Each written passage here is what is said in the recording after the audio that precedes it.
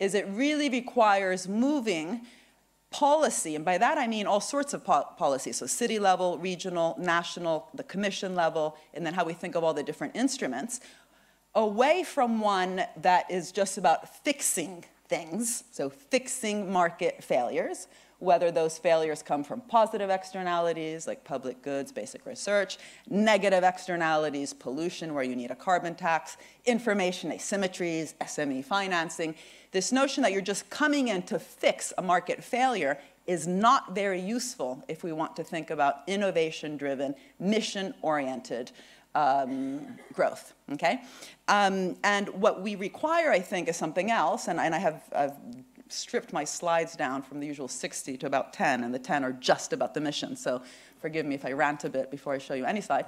It's probably good anyway, is a market co-creation and co-shaping framework where you have public, private, increasingly third sector actors, and also civil society. We should not forget civil society. People use that word, but civil society has had a huge effect on markets. Just think of the fact we have weekends, right, and 8-hour workdays. People fought for that, mainly not only in trade unions, right? That actually helped shape markets.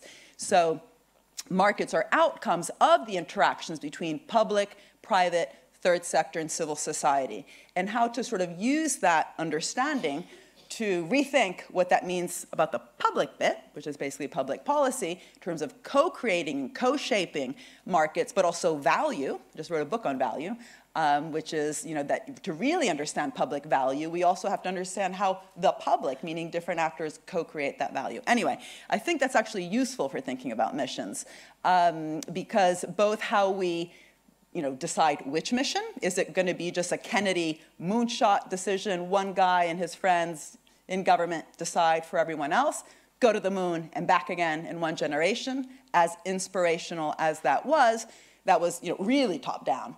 Or is it something more similar to what happened in Germany recently, where a mission that really has driven production, distribution, and consumption in Germany through the Energiewende mission actually came, how it was framed also came from civil society movements where for decades there was a green movement, not just a green party, a green movement which brought legitimacy to having such a ambition. Forget whether it's good or bad. We all know that Energiewende has had problems. Any mission will have problems. But how we frame the mission, who is it? Is it one minister or president and their elite group, or how do we actually really engage civil society? So I think this is a big question, and one of the follow-ups that we will be doing actually with the Commission, we were just talking about it today with Carlos, we'll see exactly how this pans out, but is actually really to look at the implementation issue, both in terms of how missions are selected, but also then how to govern them. Do we actually have at the member state level the capacity and the capability within the public institutions to think in this mission-oriented way, which means to be bold, to welcome risk and uncertainty, not to fear it, to talk about different types of instruments which can really crowd in the private sector in terms of co-investing, really sharing risks, not just de-risking. And this is, again, one of the issues that so much of the vocabulary that we have in public policy is kind of boring, right? So why don't we think of missions as a way to literally rethink that vocabulary? So instead of just de-risking the private sector, instead of just enabling it, instead of just fixing market failures, instead of just leveling the playing field, again, I'm almost falling asleep saying these words, or lender of last resort, right? Investor of first resort. Co-investing, that's what missions need, co-investing, not just lending of last resort kind of mentality, not just de-risking, sharing those risks.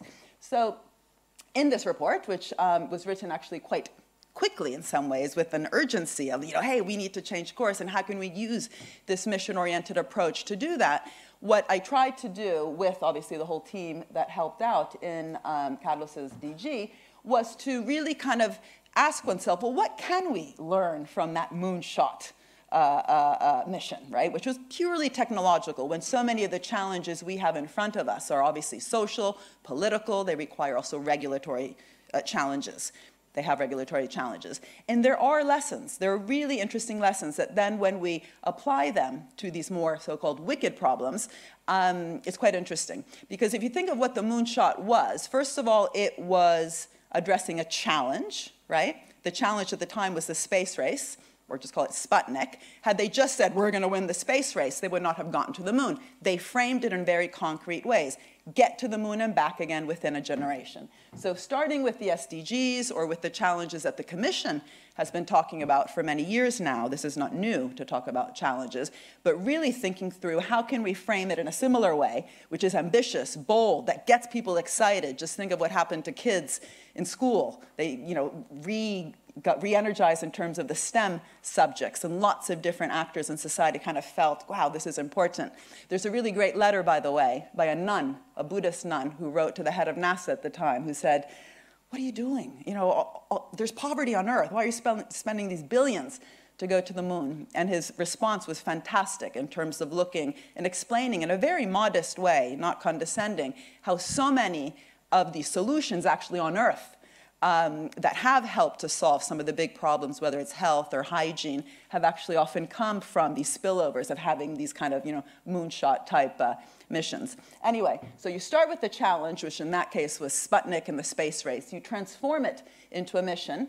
And then there's a layer there, sorry, that should have been there, which I'll show you in an example in a second. A mission that requires many different actors and sectors to solve. Right? So getting to the moon was not just aeronautics. It was also textiles. Textiles had to innovate. You couldn't get there in jeans and a T-shirt. And if you list all the different sectors that had to invest and innovate, there was about 13 or 14. A friend of mine listed them for me. And then the projects, hundreds, of which many failed. So the instruments that are then required to really foster and nurture that bottom-up experimentation and exploration are really important. We know that the Soviet system didn't work because it was too linear. It was top-down. The Soviets, of course, were spending lots on R&D, more than in many other countries like Japan, but Japan had much more of a system of innovation, right? There's that whole literature that we all know on national systems, regional systems of innovation, those horizontal linkages. Well, precisely the instruments can be designed in such a way to really foster both the linkages in terms of the collaborations between sectors, but especially how to nurture and sort of crowd in different types of ideas, of which many might fail, right? So again, that willingness to explore, experiment, and to focus almost as much on the spillovers from that experimentation process as on whether you actually achieve the mission or not. And so the examples that we came up with, which were purely exemplary, how do you say, examples to kind of tease out what the difficulties are, I thought were quite useful because they all, again, start out with really ambitious challenges, transform them into very concrete missions, link up all the different sectors. So getting plastic out of the ocean requires innovation in waste management, biotech, social, design, chemicals, marine, AI, and then again, lots of different types of projects. This framework, by the way, is incredibly useful almost on any kind of problem. I mean, London, where I'm living, has just experienced a huge wave of killings amongst teenagers, 17 to 20-year-old boys being knifed to death. And you can either look at that as just, a policing issue. Let's bring in, more investment in policing and stop and searches, et cetera. Or you could really look at it if you put, reducing inner city crime up top and then making the mission 0 17 to 20-year-old boys in London, obviously girls, but they're not dying, are going to die within the next 3 or 4 years. Whatever, frame it in such a way that it's very concrete. The kinds of investments you would require, so instead of talking about spending and just thinking it's going to be a charitable contribution or the cost of it, you think of it as an investment challenge, we started to use this approach to tackle that. And it was really interesting. It changed the lens.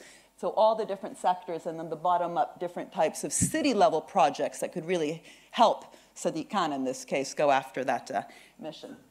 Anyway, so going through these examples for us was really a question of just teasing out what the issues are. So there was one around climate change, 100 carbon neutral cities by 2030, that other one on the clean oceans, and one more related to health and well-being on decreasing the burden of dementia, things like how do you actually allow people with Alzheimer's to be really independent at home, and all the different, again, experimentation, exploration that would be required there.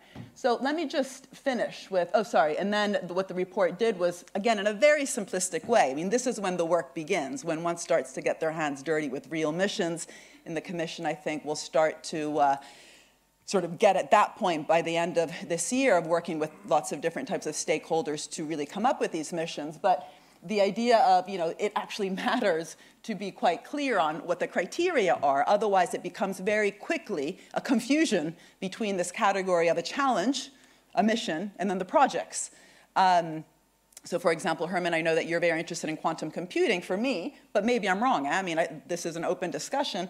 Quantum computing is sort of at the project level, things that have to be financed. And in fact, the internet itself, in some ways, was a spillover, absolutely was a spillover of projects that were actually based on achieving a very particular type of goal and problem to be achieved.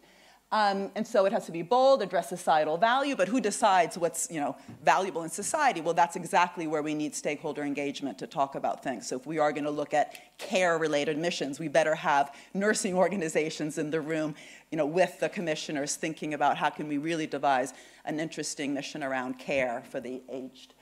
Concrete targets, so you actually know when you got there. That's exactly what defines a mission versus a challenge. Did you get to the moon and back again or not?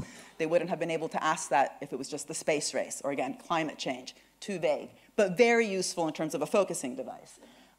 Involving research and innovation, technological readiness over a limited time frame, so not ad infinitum. And this one, I think, is one of the most important because you don't want to think of missions that literally just one actor or one sector could solve. So how you frame the mission, for example, a cancer mission, so it really requires lots of different types of sectors on the preventative side is extremely important, but that's going to drive how you actually frame that particular type of cancer mission versus seeing it just as a health and kind of a drugs, health-related solution. Cross-actor, cross-disciplinary. That's also very important, by the way. This is not just about the STEM subject. Social sciences, humanities, artists are very important, I think, in terms of how we frame these missions in an open, interesting, dynamic way that really foster new conversations that were not being had before.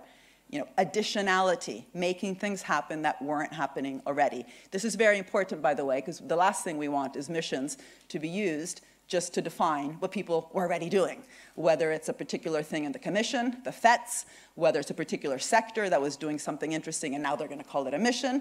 We know that this happens all the time. And in fact, one of the drivers of doing a mission-oriented approach was precisely to reduce the risk of capture, whether it's academics capturing public policies in terms of saying how important their research is, or sectors saying, give me money, life sciences, give me more money. To do what, right? So using missions to really drive these new forms of collaborations. And this issue of multiple competing solutions. So then if you look at the issues around implementation that the report talks about, I've already sort of mentioned these, but who decides? How do we get the targets and milestones, which both allow long-termism, because you shouldn't choose a mission that you can solve in 1 year. That by definition is not really a mission. It's not going to drive sort of long-term innovation-led growth. But also, along the way, kind of know whether you're kind of even closer or not. So you can also decide when to turn the tap off. One of the key things in DARPA and ARPA-E, classic mission-oriented organizations, was that they were just as conscious of when to turn the tap off as when to turn it on. And how they did that, we can learn a lot from those types of management, portfolio management, again, DARPA style, which means take risks, but also, fund it through a portfolio. Don't put all your eggs in one basket. If you have Energiewende and you just do offshore wind, that's not a very good way to think of a portfolio-driven mission approach around renewable energy. Flexibility, adaptability, to know when to pivot, when perhaps maybe you framed that mission wrongly. How might we actually make sure that that adaptability and flexibility is part of the implementation criteria? Accountability, connecting, engaging citizens. And this last one, which I just want to finish with 1 more minute, is are we sure we even have the capacity and the capabilities and the dynamism and the talent within public institutions, both within the Commission, but especially at the member state level? And this is what I was saying before, that I think, unfortunately, precisely this language that you're just there to fix a market failure, to enable, to de-risk, hasn't actually helped incentivize the kinds of investments within the public sector that are required when instead you see yourself also alongside business as co-creating value. And so what's interesting is, again, looking at, and I think this is a really important next step, looking at actual mission-oriented organizations around the world that define themselves not just as fixing markets, but really having missions within their little space. So this is at the organizational level. understanding also how they were structured. So when I asked Cheryl Martin, who was the second director of ARPA-E, which is probably one of the most ambitious and innovative public organizations that has thought about different missions around energy, she said, well, you know, how we actually even organize ourselves is very much based on whether we are taking enough risks. We evaluate our processes, our implementation procedure, on whether we took enough risks, because if we didn't, what's the point? And how much impact our successes had. And I don't know if you know, but they're one of the biggest innovators around battery storage. But again, learning how do they attract talent, how do they get people within to kind of be a bit hungry and foolish, because you know, one of the big questions the commission will have to answer is, are there going to be leaders? Are there going to be boards? Will there be an organization kind of leading, you know, every particular mission, so that you do also have an easier process of accountability and measurement along the way? Who's doing the measurement? Under what regime and time period? So changing the words, this is from these postcards I made in my institute, but really I think we should really use this as an opportunity for Europe to rethink itself, to kind of get happy, right? Because we are a bit depressed given what's happening across Europe. To use the missions to change the vocabulary through which we talk about what the speaker here before was talking about in terms of co-creation. And there's very different questions. I don't have time to go into this, but you can read it in a working paper we have on the Institute website, which kind of goes into details on what the questions are specifically for policymakers when they ask themselves, you know, if they're going to have a mission-oriented program, what does it mean for the kind of, again, capacities and capabilities to turn your organization into a learning organization that learns from failure, because that will be necessary. And that's it. Okay, yep. Good. Thank you.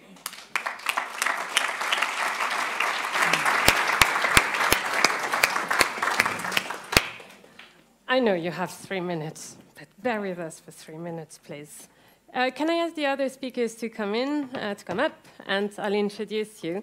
So, my left, Christian Eller, member of the European Parliament. Next to him, Michael Makanga, and I'll go here to be more comfortable. Michael Makanga, CEO of the European and developing countries of clinical trial partnership. Next to you, Ilka Niemela, President of Aalto University. And finally, Heinz Seringer, CEO of V Research and Executive Board Member of Photonics 21, the Photonics PPP. We have a news, I mean, not entirely today's news, because it's been a couple of days now, but we know now that you would be one of the rapporteurs, Mr. Eller. Congratulations. Thank you. So, rapporteur for Horizon Europe for the specific program. So you'll have to explain us exactly what that is. But since we still have Mariana for a couple of minutes, do you want to give us your opinion or your impression about this mission approach? You have, yeah, very short. I mean, first of all, it's simply sympathetic to see someone so ambitious in these days in Brussels. You know, this is the summer in Brussels. And then you have the Commission, you have this MFF proposal, so not much reason for optimism. And and you know the Germans, they don't have the slightest sense of humor. We can't cook, but we read everything. And the problem is a little bit, where would you start to translate? And you could come from the budget, and then the answer would be relatively brutal. You would say, if you're 100 billion, which are not exactly 100 billion, you won't see much missions. If you have 120 billion, you would see missions. If you have 160 million, you can start fight Alzheimer. And that might be a relatively simplistic idea of that, but since it's the stakeholder community, the interesting thing is we are already spending 77 billion, and you would say perhaps in the wrong way, but we spend 77 billion in an existing program. Now we have roughly, if you take the inflation away, 87. So it's either we have 10 billion for missions and nothing for other new proposals, or we take away money from others. So I mean, it might be brutal. But I think from a budget perspective, that is the challenge. And Politically, I mean, I like that very much because you're touching something and you politely didn't say. It is, factically, is research driving society, or is the European vision still driving the idea what we want to achieve in Europe? And the problem is that we are somehow disconnected. We are on the top level state. We are formulating ambition, which doesn't translate to anything. I mean, we are formulating things, and what comes out between Germany and France is a mini DARPA. Although on the DARPA issue, I'm not all too convinced, because the revolution for politicians in DARPA is that you don't have public servants, you hire people for market prices, which is close to a miracle. That itself is a mission with the public sector. But anyway, but what you're right. The question is, do we want to have a 28th research program, or do we want to fulfill the mission? And systematically, and then I will end because it gets to German, systematically the problem had been we already were describing missions. We translate the European ambitions into the societal challenges, which would be missions by definition. And is it now that we are staying away from these societal challenges and develop missions? Or is it that we still have the societal challenges, then we would have an indication for the mission, and that translates into an instrument, funded, defined, and so on and so. And I think there are a lot of open questions, and it's more or less, in principle terms, it's a political decision about ambitions. And that's interesting to see whether we're going to develop that ambition or not. All right. Look, I know you need to go, Maria, now. So there is still a lot of vagueness around the concept of missions. So still a lot of work to do. One question. Brilliant. Okay. How long is your mandate with the Commission? Oh, I thought you meant the taxi ride to the station. Sorry. No, this I know. Yeah, hopefully it's longer than that. Actually, it ends in 5 minutes, you know, but the taxi is paid already by the Commission. So in theory, it began April 1st, so this is after all the work actually was done. It was ironic, no? Because the timing was that we needed it written quite quickly in order for it actually to be presented for the May, what was it, the Council that discussed it. And now it's going to the Parliament tomorrow. It's going tomorrow, isn't it? It's tomorrow. Yeah, anyway, so from April, for about a year, from what I hear, but I don't know. I mean, that depends how they evaluate the process along the way. But the issue, so one of the things that we thought, we were talking with Carlos today, is that there's 3 issues. One is, how do you finance this? You know, even issues around, say, the EIB. What's the role of the EIB with the missions? Now, in all the different types of financial institutions, what's the implication for them? What's the implication for governance, literally, coming back to this public sector capacity and capabilities, which doesn't necessarily exist around this concept. And third, how do you really do the stakeholder engagement in a real way, not a tokenistic way, which becomes condescending, will piss a lot of people off, rightly so. So even just those 3 areas there, I think, are really interesting to focus on in the coming months, where, as we just heard before, the missions themselves are not going to be probably devised until maybe November or December, through, again, that stakeholder engagement. But if in the meantime we can get our hands dirty thinking about some of these governance issues in rooms with lots of different people to contribute. Okay. Can I take quick comments from the other speakers? What is your first impression? Is it something you really believe in? Do you think the EU is on the right track with this mission-driven approach? Michael? Well, from our point of view, this, in a sense, galvanizes our thinking, because the way the program was set up, here I represent the European and Developing Countries Clinical Trials Partnership. As you may have heard, this program was formed or established in 2003, and at that time it was aligned to the Millennium Development Goals. And now our mission is realigned to the Sustainable Development Goals.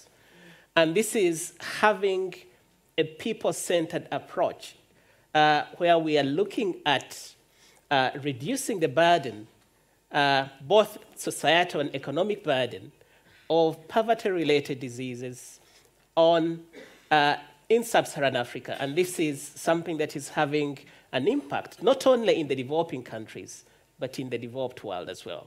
And here we are doing this through the acceleration of the development of medical interventions in the fight against these diseases. We've taken it a step further to look at special populations, populations that are affected most. For example, the newborns, the children, people that have multiple infections, people that have comorbidities and co-infections, because this is what the real world is. And when we are looking at interventions against these people, or against these diseases, we have to have this broad view. So in a sense, this reconfirms our thinking. Okay, Ika, please.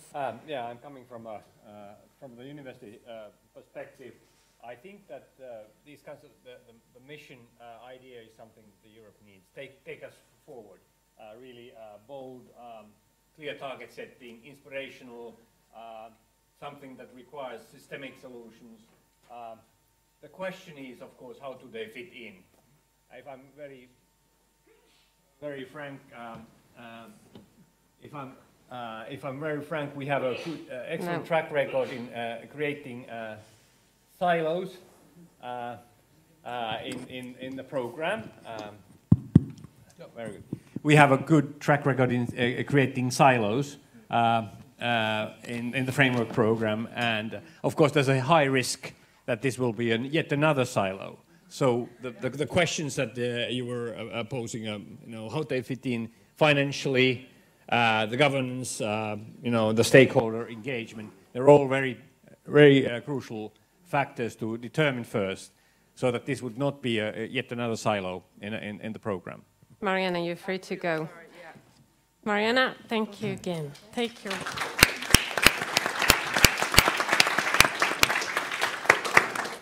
In any case, she's looking for input, and the Commission is looking for input. So we'll make sure to make recommendations out of this panel discussion.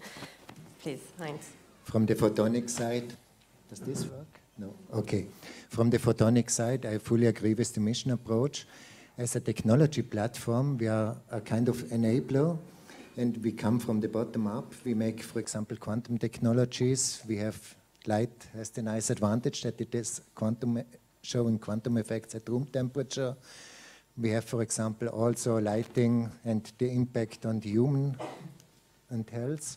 So basically, we are used to work in missions already and combine it with other technologies. And therefore, I think this is a pretty natural approach, and photonics, in fact, is a good example how this mission approach could work in practice. And when we prepared now the FP9 topics, we already started in this mission approach. So what would be the mission linked to photonics? Give us an example. Basically, within photonics, we have 7 work groups, and each work group selected one of the missions. For example, in the Smart City, Smart Home work group, we selected to increase the productivity by 10%, which can be done by adjusting lighting within the offices and homes, which can be done through similar approaches in the cities, but which cannot be done by photonics itself. So we need other areas as well. And I think that fits pretty good to this mission approach, where Mariana told us that we should take the bigger picture and work together with the other areas. Okay, so let's come to the substance, the budget. The budget. So we have a proposal with 100 billion. So if we make a quick calculation, even though the second pillar takes a big chunk of it, and we don't really know how much the missions are going to get out of this budget, but we know that it's going to be somewhere between 10 and 30%. The number of missions will start with 3 to 5, if I understood correctly, will go up to 10 or 12. Quick calculation, 80 billion for second pillar, let's say optimistically, we'll go with 30% of that for missions, we are at 25 billion, and that we have to divide by 10. So we don't go to the moon with that. So what are we speaking about? I mean, the problem right now is a little bit, if I may say that, and Becky very much Carlos Moedas, and to some extent he has a politically and intellectual misperception, because he thought that you guys are really open. And the interesting thing is, I'm doing that now, that's my third program I'm doing as a rapporteur and whatever kind of, and I mean, if we're honest, it's not true. We are all suffering the Stockholm syndrome. You know, we complain about our cell. We would like to have it more comfortable, but if you open the room and you really say, step out, you say, oh, you know, I'm in my corner a little bit more, it could be more cozy or so.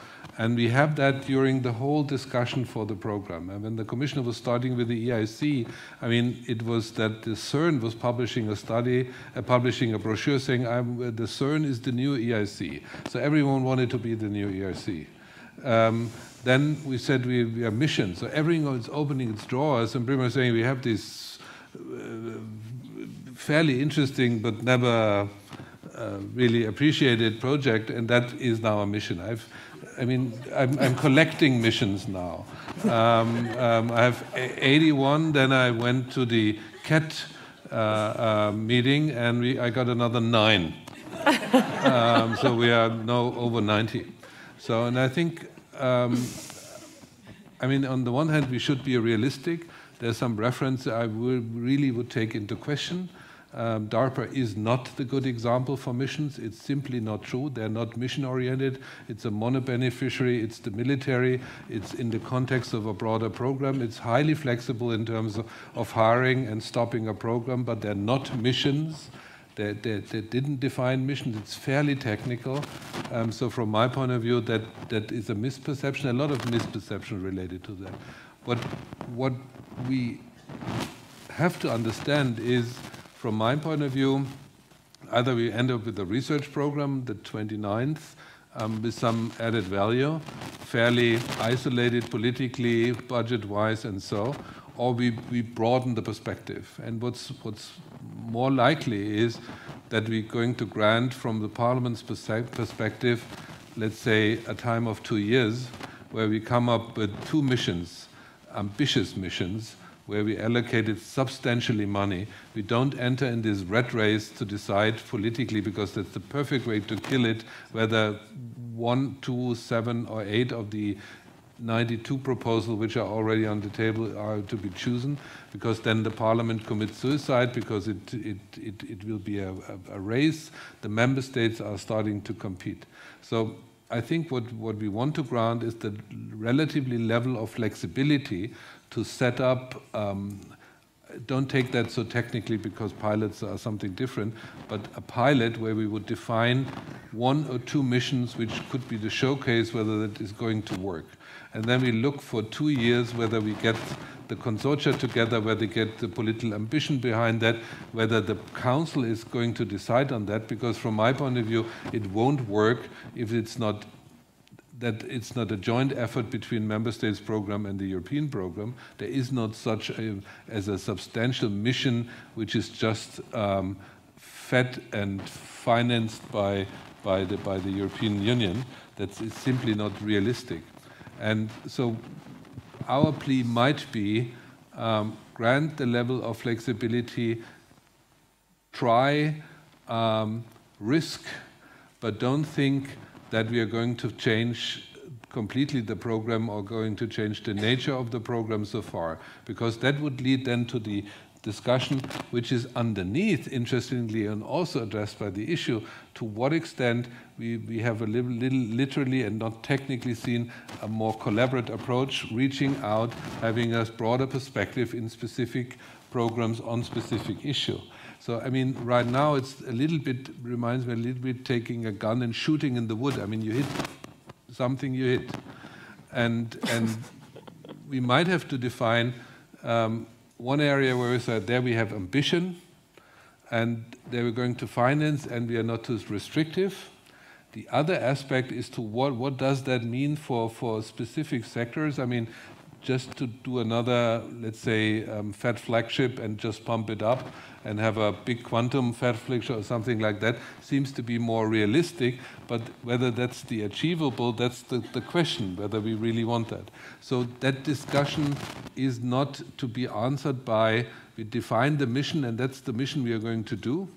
That answer will, and that is the way, because we are also nervous, as you rightly said, it opens up a lot of questions how we conducted research programs in the past. And I think we have to answer that on different level.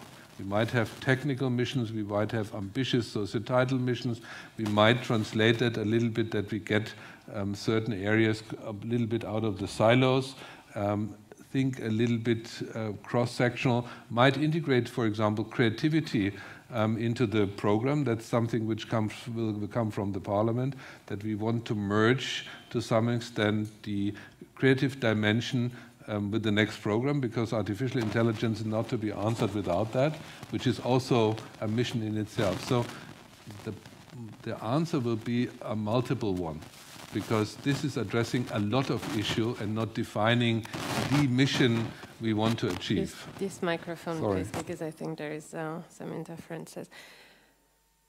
I have one more question for you. And what is specific program? What is your role? I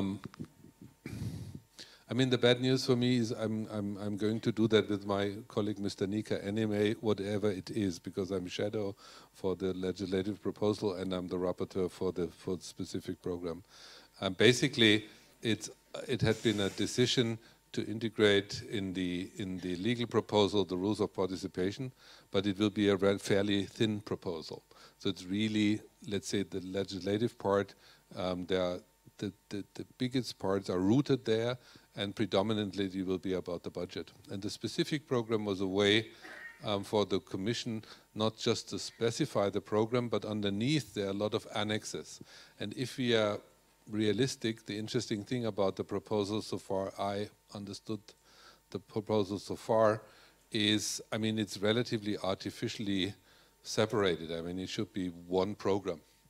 And the specific program, other than in the past, is co-decision. But I think in perspective we might have just one program, but the Parliament is a funny place, and the Commissioner was wise enough to throw some meat pieces in every direction, and that is realistically the reason to split the program. But in the end we have to have a coherent program, and it will be 1, 2, or 3 personalities in the Parliament actually working on that. Okay, the coming months are going to be fun. So coming back to the question of definition of mission, the mission are supposed to be also citizen-centered, right?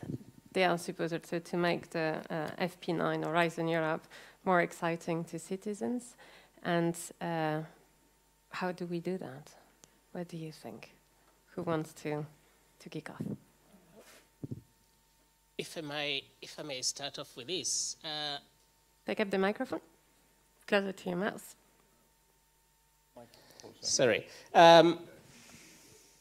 Looking at it from the health perspective, the linkage of the Sustainable Development Goals with the work or the funding or the missions of the EU, that in itself opens up to, when you look at implementing this through extended collaboration, you'll find that the other countries that are collaborating with the Union identify with the Sustainable Development Goals. There is something in common.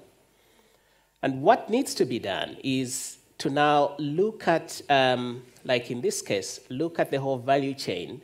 And when you look at research and development, to link it to access, that is making the products available to the people that actually need them.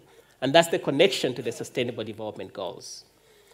And this is where now, even on the side of the Union, there has to be a connection between research and innovation and DG development. When we develop products through research and innovation, there are partners that are interested on the development side to take them forward, but they need to draw an example from the Commission itself. And that's where there has to be a mind shift and an internal shift to have that connection. And I feel that if that is done, together with opening up of funding mechanisms that will also encourage the other countries to co-invest, that will add value to this. Okay. Thank you. Ilka, you're a university president, so what do you think needs to be done to inspire your researchers and students? Well, of course, sort of the societal relevance is very important, and this engagement. I think sort of one of the things, how I look at emissions, that they are ambitious programs that have kind of require a systemic solution. It requires also changes in how people behave, how things work in the society. And I was actually thinking that we should bring in much more this kind of design thinking, creative industries, and business thinking into this project. So it's not about having the right technology, but really changing the lives of people. And this only works with when you have not just the technical experts around. Let me give you an example. We had this kind of project at Aalto. The question was how to create sustainable sources of textile fibers. This is actually a big problem with the growing population. And we have a lot of expertise in paper making in Finland, a lot of expertise in biomass, cellulose. What we decided to do is to bring in the best fashion designers in the world, trained at Aalto, looking really what the consumers want, what are the properties, what kinds of business models there are. And actually with this process, we got the people that really knew how to process cellulose, excited about doing things that are really relevant for the top fashion and everything in between. And I think this is sort of a little bit design thinking, creative industries there, because this is about changes that affect the whole population. And missions, for me, missions should be projects like, or sort of projects like that, really systemic solutions. But how do we link it to the clusters? Because that's part of the same pillar. Yeah, that's a very interesting question. You might look at a health-related issue, but it often, when you go to this, it's about engagement and having transforming the society to be more inclusive. But it's also about digitalization. So I think that these kinds of missions actually cut across for example, the current clusters that are in the proposal. But something like that would be some things that are interesting for the general public and they understand. At least at Aalto, when people start touching and feeling the fibers and the textiles made out of birch, they were really surprised, but really concretely understood that something new has happened and something new is emerging. But isn't it a lot of transversality? Clusters are already transversal, cross-disciplinary. Missions are cross-clusters.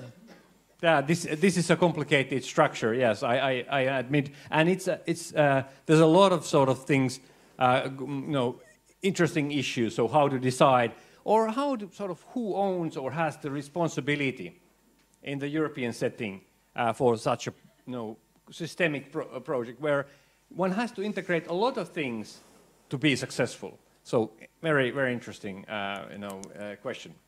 Heinz, do you want to come in on the definition of mission and relevance to society, and then we'll come really to the question how it's going to work, and if you have concrete recommendations, it's the time to make them.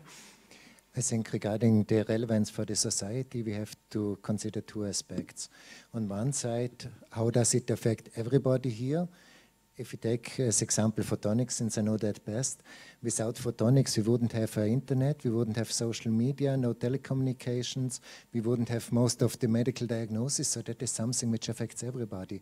And almost every product anyone has here with you has seen somewhere in the production process lasers and photonic processes. So this could be, for example, a technology that has an impact on everybody from the taxpayers. But the second point we should consider is also when Kennedy started the space program, he had already 20 years of space research, so it was not done from scratch. And that is something else we should consider. Where are the competences in the European Union and where can we compete with Asia? Does it make sense to put the few money we have in this area, or does it make more sense to do it somewhere else? So Mariana said the process is all to be invented. So I think they're very open to suggestions. Do you want to make any suggestions? Yeah? I mean, systematically, as I said, what I imagine we are going to grant is that we define a certain framework for what could missions be. It could be either that we are pumping up a Fed flagship to something bigger. It could be that we look to a cluster or a sector and asking them to broaden the perspective. For example, I mean, taking up the example that the challenge right now will be in 15 years from now, cotton might not be the basic material for textiles anymore. It could be that we are formulating a next generation of textures which are not based on cotton. And then we look around the instruments and clusters and whatever and would have a certain financial potential to boost that, to formulate it a more concrete example. What you're definitely going to see is CO2-free steel plant. Missions will be also, to some extent, an instrument to implement things and to give them a leverage. I mean, we did hydrogen, we formulated CO2 reduction goals. We have everything in place, but we didn't formulate missions where we practically have a leverage. And leverage in terms of, if you want to have that ambition in terms of the ETS, you have to formulate that we are either driving aluminium and steel out of Europe, or we are going to see in 10 years from now a next generation of CO2-free steel mills. And then you're going to see CCS, you're going to see the usage of gas pipelines, you're going to see the transfer from power to gas into hydrogen. We take hydrogen, take coal out of combustion, and have a leverage along the complete, let's say, value chain, or whatever you want to define it economically or technically. And I think that's fairly achievable. And then we might be able to formulate something which will be a little bit beyond. But I mean, quite practically, what I would like to avoid is this rat race of, I mean, we should really give like little cards at the entrance, pretty much saying, you know, you're still important, although you're not a mission. I mean, we see practically everyone now transferring their issues, their sector, their cluster, their cat, their whatever. Everyone is saying, oh, we also a mission. And that's the problem right now. I mean, this is not another kind of public program to finance a rush of lobbyism. And that's a little bit the danger of formulating things as vaguely as we did. So what you're going to see is we're going to define a certain amount of money, we're going to define a certain range of instruments that could be a variation, as I said, between defining FETs more broadly in relation to the focus area, than defining, let's say, missions where we want to have a leverage, where we have a lot of research and a lot of bits and pieces and we want to see something. So it could be that missions also not just missions, that it's really a windhound race saying who is going to offer the first proposal for CO2-free steel mill is going to get the big bulk of money, and then we are going down. And that's the thing we have to achieve. And the problem is a little bit right now that everyone tries to set himself into proportion to the mission. That's not realistic, and I mean it's not achievable. and we should not rushing people into something which then we might end up with a realistic perspective saying, okay, we might have between 5 and 10 billion for that. And I mean, then, I mean, it might be a little bit robust and pretty German, but I mean, without arms, no cookies. And if you end up with 95 billion, as we do now, the rest goes to the FC, and then we have 10 billion. The biggest ambition seems to be agriculture. I mean, we have now 10 billion for agriculture. I mean, you can realistically see what could come out of that. And I think it will be interesting to see to what extent Macron's and to a more limited way, Mrs. Merkel's ambition will be translated into the council proposal. Because right now, the interesting thing is whether the heads of states are going to take that up, because that could be a common ground for the heads of states to develop a new European legacy idea, vision, or something like that. And if they don't, I mean, we end up with the relatively limited resources within the framework program. Otherwise, we have to reach out to the national programs, and even, I mean, a relatively limited mission like Quantum, if you pump up the FED the FED flagship, I couldn't imagine that is going to work without the member states. I mean, if we have a European quantum program, and then we have not 27, but at least 6 or 7 quantum program on a national basis, I mean, we are not going to succeed globally. Can I ask the others, what do you think of this question of involvement of the member states? Well, the involvement of the member states from the health perspective is key. When we look at in the space of funding for infectious diseases, and in particular the poverty-related ones, the majority of much of the funding is actually coming from the member states. But the Union stands out as the third largest public funder. Now, when you put the two together, this makes the Union really winner. And when you take the timing at a time where the world leading funder in this space is the United States, their international cooperation might be going down. Strategically, this is the time for the Union to realize its strength, and in partnership with the member states, to really up its strategic funding in this area. Okay. Ilkka, what's your opinion? I think sort of looking at what is happening globally, the investments in Asia and in the US to some degree, we need to step up everybody, not just the Commission or jointly, but in all the member states. So I feel that there's a responsibility in investing in the future in each of the member state countries. Okay. I think also that the involvement of the national funding is very important.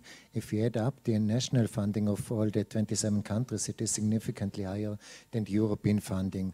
And if we could coordinate that, for example, the national funding could cover holes in the European funding or extend European funding, I think then we can get the maximum efficiency. Very good. We wrap up in 1 minute. I'm conscious of time. Mr. Ehler is taking a proposal for missions. He's got 90 so far.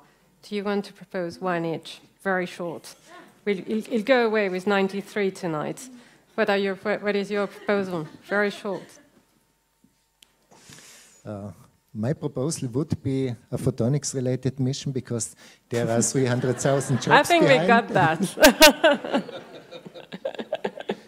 Ilkka, what is yours? I think that the missions should be somehow related to the sustainability development goals and something that are relevant for globally. I think that, for example, in Europe we have a lot of offer in the circular economy, raw materials part, where we could be leaders in the world and developing something that has really a global effect. Michael. Research and development with a people-centered approach. This is a broad mission, though. That's going to take a lot of clusters and and a in lot this of case, multidisciplinary. in particular, when you have the global and also looking at the strategic positioning of the Union, poverty-related infectious diseases and their interaction with non-communicable diseases. All right. Mr. Eller, the last word is yours. You've heard 90 mission. What is your favorite? Due to my German nature, I would have to have a more systematic approach. And I think, I mean, when I was 25, I was writing a paper on the MITI. That was a steering, and it was, if you look to the papers of the MITIs of the 1960s, it looked pretty familiar if you read the study. I mean, it's the idea that you have a portfolio-driven kind of research and innovation landscape, and then top-down you're formulating aims and so on. And the interesting thing is the advice had been to Honda not to produce cars because they were super successful on small motorcycles. So the track record of a top-down with a limited number of resources, a top-down approach for mission is historically relatively poor. I mean, there are not much indications where it worked. And so I'm simply advocating to say we will define a certain range and a certain number of missions, and it would look different. They will answer different questions. It could be, as I said, that we have the flexibility to broaden FEDs. It could be that we have a cross-sectorial approach saying we formulate something that we substitute cotton in the next generation of textures, or in our generation lifetime.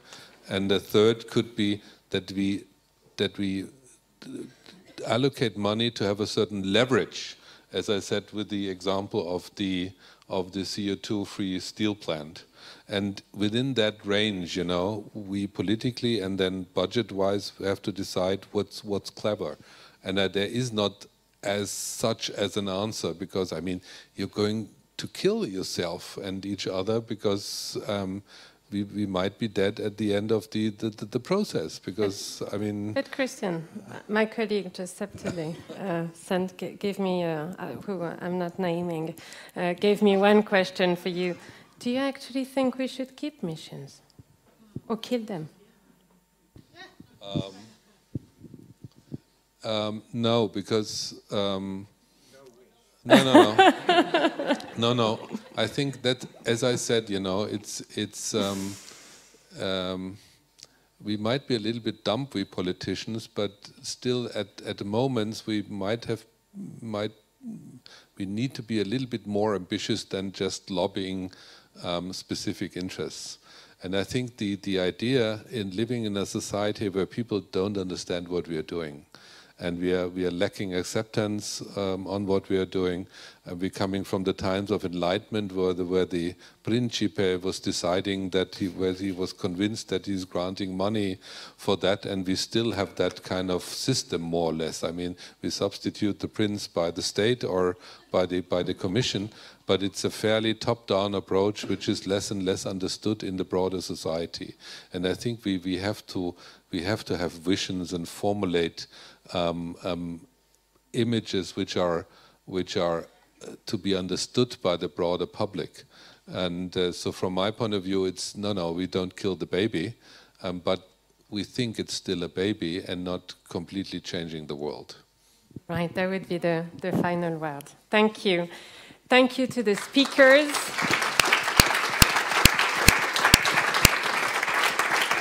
I want to thank you all, really, for coming today and for sticking around for this through this very dense day. I hope you found the discussions useful. I want to thank the online audience as well, and I'd be very curious to see how many people have been following us as well. I want to thank the partners that made this conference possible: Business Finland, the EIT, AstraZeneca, Pfizer, and Zabala Innovation. So I think we can all go now for a drink. I want to thank my colleagues that are all in the back for their fantastic work. Thank you. And now we can all go for a drink. Thanks.